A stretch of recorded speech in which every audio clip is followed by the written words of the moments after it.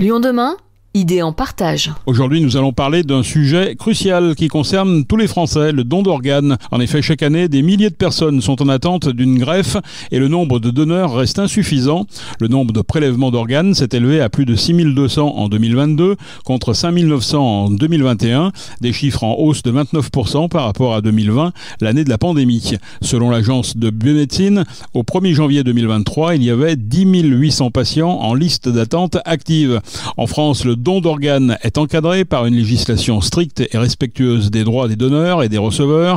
Néanmoins, il reste encore beaucoup à faire pour informer et sensibiliser la population sur l'importance du don d'organes et sur la façon dont cela peut sauver des vies. Prendre une décision est souvent un processus compliqué pour les proches en deuil. C'était l'objet de la conférence débat, le don d'organes, pour ou contre, dites-le à vos proches, organisée récemment par les Hospices Civils de Lyon. Juan Salazar, qu'avez-vous appris lors de cette conférence ? Il s'agit pourtant de la triste réalité en France. Aujourd'hui, les prélèvements d'organes sont trop peu nombreux pour satisfaire les demandes de greffe. Cela s'explique par plusieurs raisons. L'une d'entre elles est que le nombre de refus reste important. Même si 8 Français sur 10 se disent favorables au don d'organes, seulement 33% des prélèvements sont réalisés. Emmanuel Morlon, chef de service de transplantation, néphrologie et immunologie clinique à l'hôpital Édouard Herriot, nous explique. Et en France, comme il y a 30% de gens de refus dans le cas d'un don d'organes, eh bien, on manque de donneurs et donc les gens attendent sur liste d'attente. Donc nous, ce qu'on fait, c'est qu'on inscrit les gens sur liste d'attente, on les voit avant la greffe et puis ensuite, une fois qu'on a une proposition de greffe, on les fait venir dans le service et on les prépare pour la transplantation et ils sont greffés dans les quelques heures après leur arrivée par des chirurgiens et des anesthésistes qui font la greffe et après, juste après, on les récupère dans le service et on les suit toute leur vie parce que les greffés sont suivis à long terme en fait et pas uniquement après la transplantation. Alors on est une équipe, on tourne, mais oui c'est une vraie contrainte, surtout actuellement où l'hôpital est en difficulté de fonction parce qu'on manque d'infirmières.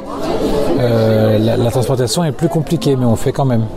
Pourtant, une loi de 1976 indique que toute personne peut devenir donneuse d'organes à moins qu'elle n'ait exprimé son refus de son vivant. Mais en réalité, il suffit simplement qu'un membre de la famille proche s'y oppose pour que le prélèvement ne soit pas effectué. Ceci peut venir d'un désaccord au sein même de la famille, pour raisons personnelles ou religieuses. C'est un choix difficile pour la famille en deuil. Mais dans le cas où le don d'organes est approuvé, s'ensuit une véritable course contre la montre. La plupart des organes ne peuvent être préservés que quelques heures, les plus résistants étant les reins, comptés 24 à 36 heures.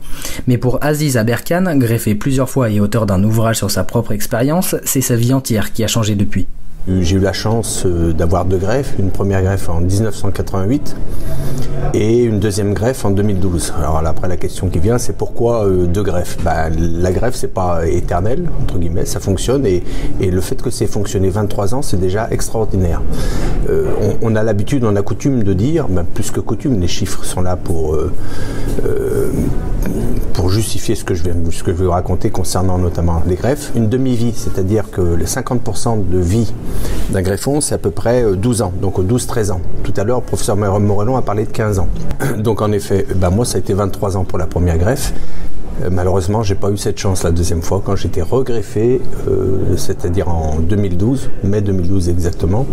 Là, ça n'a duré que 2 ans et donc j'ai redémarré la dialyse. Depuis, je suis en dialyse, c'est-à-dire que j'ai un traitement de suppléance. C'est ce qui permet de continuer à vivre quand on a les reins qui fonctionnent pas. Évidemment que quand vous êtes appelé pour la greffe, c'est alléluia. La première, j'étais trop jeune pour comprendre est-ce que c'était que la dialyse, est-ce que c'était la greffe, mais malgré tout, j'ai pu refaire une vie complète, c'est-à-dire reprendre le cours de ma vie, comme je l'ai dit souvent. C'est-à-dire que j'ai eu la maladie qui m'a arrêté, j'ai été greffé, après être greffé, j'ai rattaqué mes études, donc j'ai fini ingénieur et j'ai pu avoir une vie extraordinaire pour être clair, et j'en ai vraiment profité.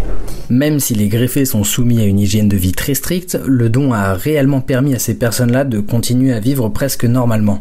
Il faut donc se positionner vis-à-vis du don d'organes de son vivant afin de continuer à sauver des vies.